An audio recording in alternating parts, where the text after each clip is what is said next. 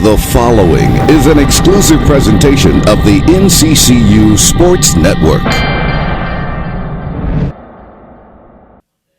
Hello, Eagle fans. I'm Mike Wood of the NCCU Sports Network, and I'm talking with head volleyball coach Nicki Holmes of course, the NCCU women's volleyball team. How are you, Coach Holmes? Oh, great. How are you doing there? I am doing absolutely fantastic, and from what I can see, so is Eagles volleyball. It's growing. It's getting better.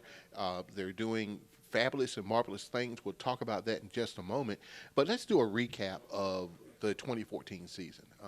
You look at the record, 4-25. Most people look at it and go, 4-25. But wait a minute.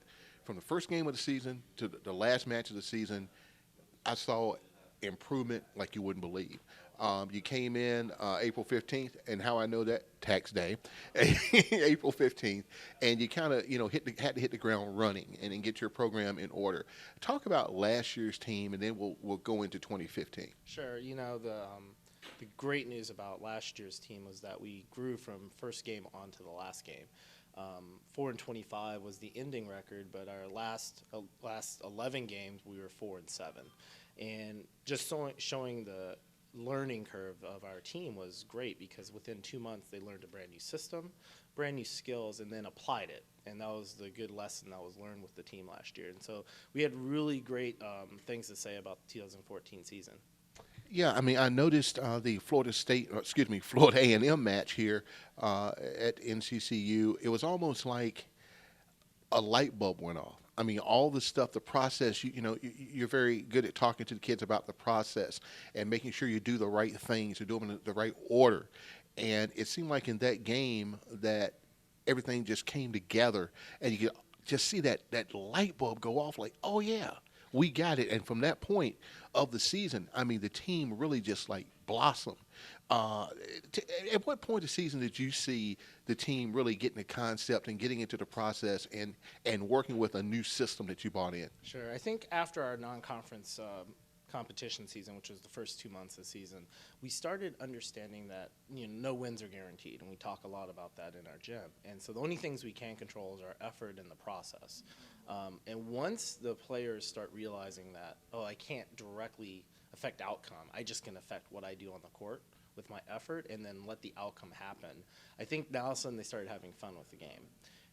And now all of a sudden they found that they were being successful and in skills, and that's when wins started happening. And we started winning sets off teams like the Florida A&M match, which has been a long time since they lost a set within conference. And so things like that started triggering, and that culture that was being defined in 2014 will hopefully carry on to the 2015 season. Yeah, the great thing about that game was, like you said, Florida A&M, they come in, they almost like dominate the MEAC over the past few years, and usually they come in and they just walk out. But your ladies that day, I actually saw a reversal of roles. I actually saw the look of like, uh-oh, in Florida A&M's eyes, and our young ladies were like, let's do this. And that's just a total role reversal, and something that just, like I say, it just shows that they are buying into your process. Now, let's go ahead, move ahead to 2015. Man, you worked the candles at both ends and in the middle. You brought in a lot of new talent. As a matter of fact, I'm sure other coaches around the country, around the MEAC, were like, what are you trying to do? Because he brought in almost a brand new team. Talk about your upcoming season and the players you brought in. Sure. For next year, we'll have 10 new athletes on the floor, and we're really excited about the prospect of these athletes, not just even from the standpoint of their physicality or their volleyball skill, but that they're just great people and a well fit to be an Eagle here at NCCU, both as an athlete but as a student. We're really excited about the prospect of their immediate impact, not just a growth impact, but literally their immediate impact in 2015. I mean, you just bring in a plethora of talent, and local talent too, which is great, always great here in the area, kids from outside. Talk about some of you brought in, we talked off the air a little bit about the physicality. We talked a little bit about, just changing our physical stature and presence on the court. Talk about that, some of the kids you brought in that really bring in the height, the size, the speed. I like to say, bigger, faster, stronger. Sure. Volleyball in the last 5 years in Division I has changed to more of the men's side of the game, where the physicality of your attackers really dominates the game. The game's played above the net. There's no secret about that. And so we decided to go towards height, and we lucked out, really. We really did. One, getting local talent. Not a hard sell for the university. The recruiting side, once they get kids on campus, is easy.